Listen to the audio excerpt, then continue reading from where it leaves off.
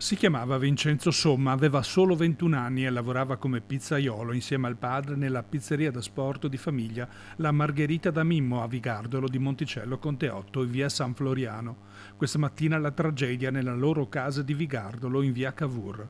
Secondo una prima ricostruzione, il giovane si era appena alzato e si era seduto sul divano per guardare la televisione. Alla madre avrebbe detto di sentirsi male. Pochi attimi dopo il malore improvviso.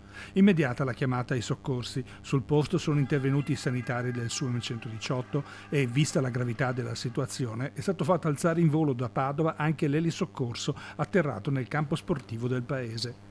I medici hanno tentato a lungo le manovre di rianimazione, ma purtroppo per il giovane non c'è stato nulla da fare. Sul posto sono arrivati anche i carabinieri, mentre la salma è ora a disposizione dell'autorità giudiziaria. Sarà infatti l'autopsia a chiarire le cause della morte improvvisa.